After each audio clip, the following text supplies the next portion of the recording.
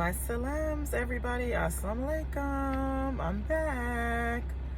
So I am here in my car to shoot a quick video for you guys. My kids, alhamdulillah, this is the first summer that they are old enough to go into, we live near an amusement / water park, and they have been going here since they're little, and I'm always the one that had to take them and do the whole thing, and they're at the age where now they can go by themselves.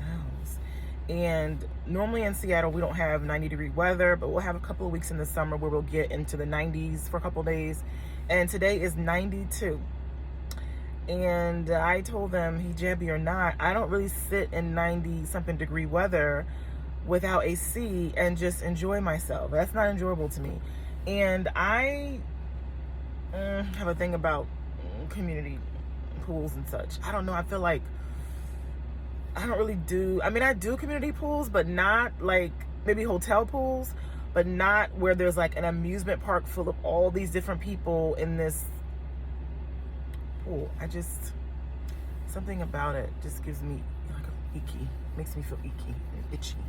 So I don't do that either. So I'm in my car. I made them lunch. I said, when you guys are ready for lunch, come to the car. You can eat lunch, cool off for a little bit. And they came and ate lunch, and they were like ready to go back in this heat, in the sun beaming on them. I don't understand people. Everybody's getting exposed to the sun beaming.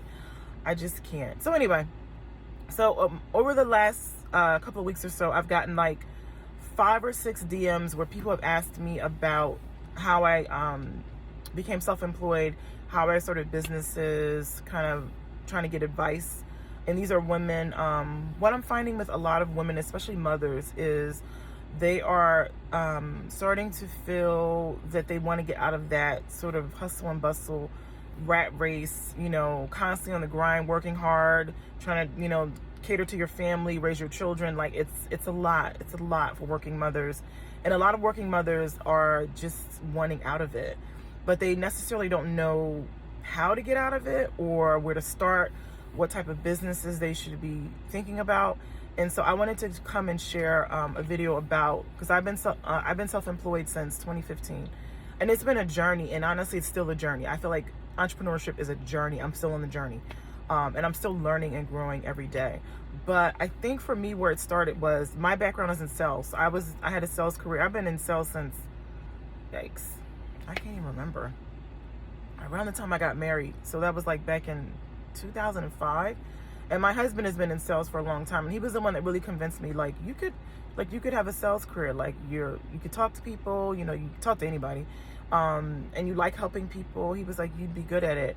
And at first I wasn't convinced, but then like just from him constantly, he was like my little cheerleader, like cheered me up and kind of helped me convince myself I could. And then I found a sales job, and I've been in sales ever since. So since like 2006 maybe.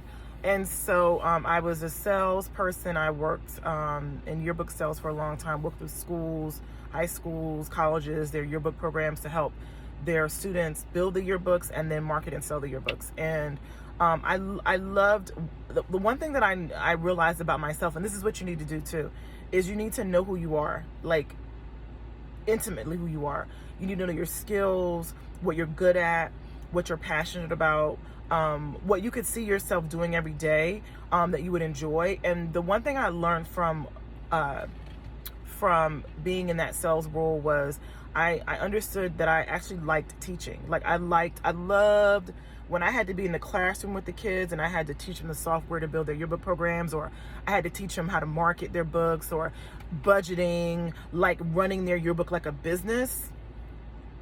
It gave me this, like, I can't even explain the feeling. So I've always loved teaching. So that helped me learn more about who I was and what I was good at. And you got to do that. No matter what type of business you start, in order for you to be consistent with it and to have longevity, because it takes time to build it and grow it, you have to be passionate about it. You can't just be doing it for the money. It's never, just for money alone, it's never enough. Like anything that you would just do for money, it's never enough.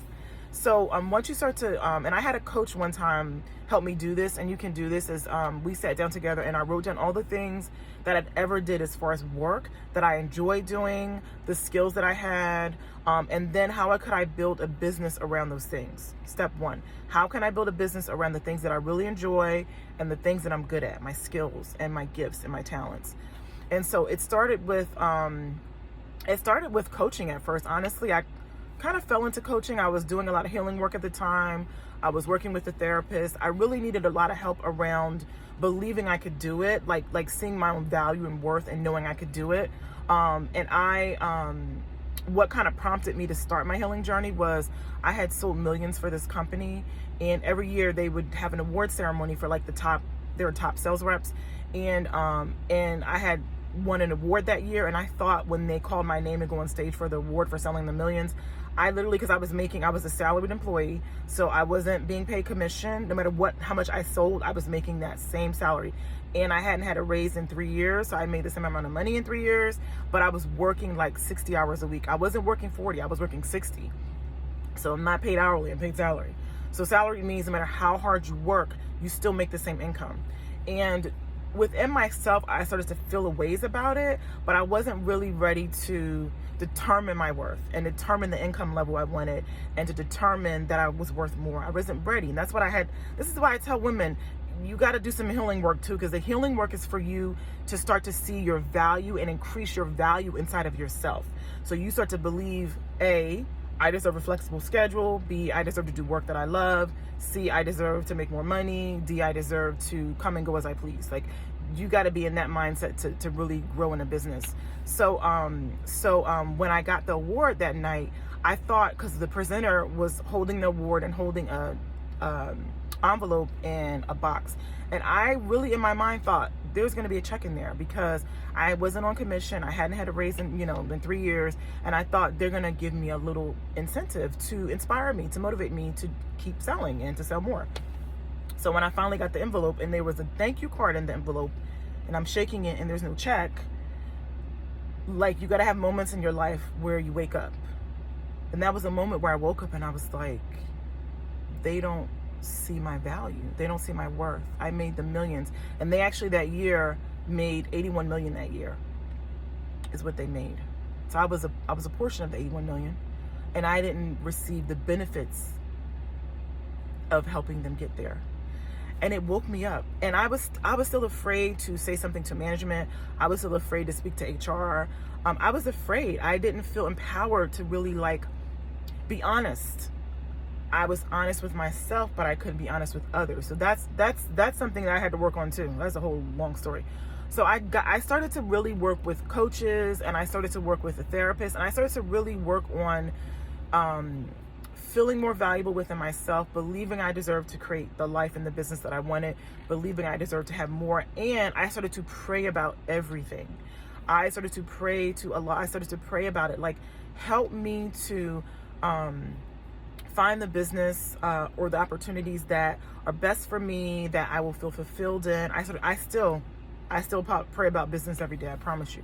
And so it started with coaching. I started coaching people at first. I was doing life coaching, was my first business. And then it kind of evolved into business coaching, because all my clients that were coming to me were entrepreneurs. And I told them, I had sold this company millions, and they were like, help me sell millions in my own company. And they all thought it was about business strategy, marketing, which it is. There's marketing involved, and there's sales and strategy involved in growing your business. But the part that they weren't always focused on was how they felt about themselves. Did they feel deserving to get to the next level in their business?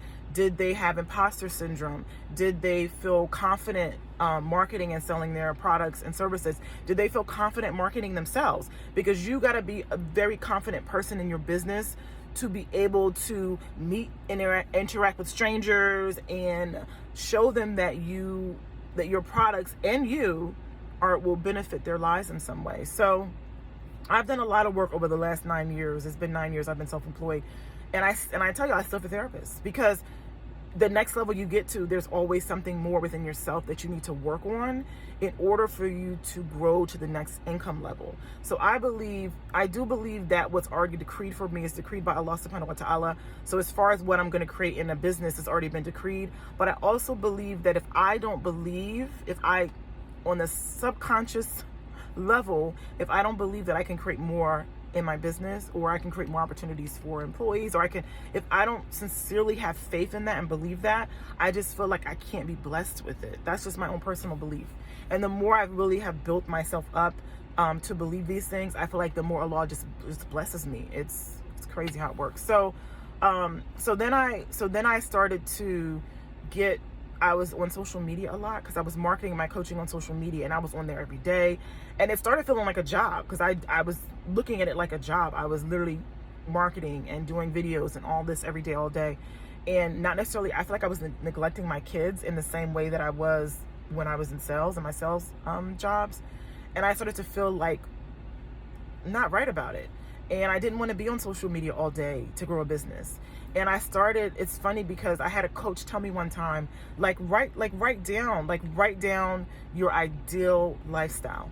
Like, she was like, don't even think about the money. She's like, people are so focused on the money, but they're not creating the lifestyle they want. So what's the use of making millions if you're still stressed out and unhappy, and and you still don't have the work-life balance? Like, what does millions mean? So I started to write down the lifestyle. So I knew I wanted to work X amount of hours a day. I knew I wanted to bring in X amount of income. I started being like methodical about what I wanted and writing it down.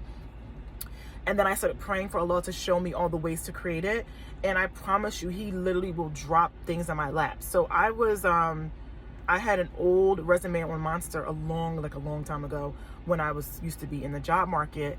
And a life insurance company reached out to me because they were like, we see you have sales experience. Have you considered selling life insurance?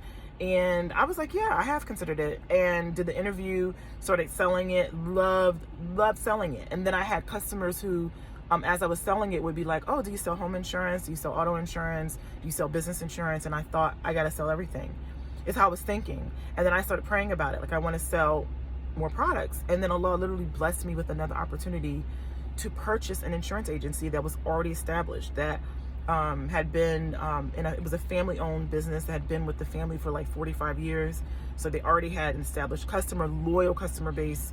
And it allowed me time to make mistakes, and learn the business and learn the industry, without losing so much business. I mean, I did lose business, of course, but I still was able to maintain a base where I didn't have fear around, could I make revenue? Could I pay my employee? Like that kind of stuff. And so I bought the insurance agency, alhamdulillah, and I love what I do. I really love what I do. I still get to, the thing is, like, the core of what I love, I still get to do, which is I love giving advice. Like, I would give advice to anyone on the street, to anybody. If you come to me and you want advice, I'm going to give you an earful, because that's my natural personality. So it allows me to give advice. It allows me to help people. It allows me to create passive residual income. It allows me to set a flexible schedule, which I was praying about, where I can pick my kids up from school. I can drop my kids off. And then when I leave work, I can leave it. It's not like I'm an emergency room doctor or something where I'm constantly thinking about work all the time. And so it literally has created the lifestyle that I wanted. And that's what I want you to stress when you're thinking about what type of business could you start or purchase. It's like, will this business allow me to create the lifestyle I want? Pray about everything. Your fears will come up. My fears still come up. That's why I have a therapist. Someone I talk to when I'm battling my own fears, right? Or my own unworthiness or whatever it is that's coming up. Get some professional help, whether it's a coach or a therapist or somebody, because you're going to have to work through a lot of emotions to continue to grow in your business and be happy and fulfilled in your business. So I hope that helps. You can send me, guys, DMs if you have questions about starting a business, growing a business, or just other stuff. So inshallah, I will talk to you the next time I'm inspired. I'll see you guys later. My salams.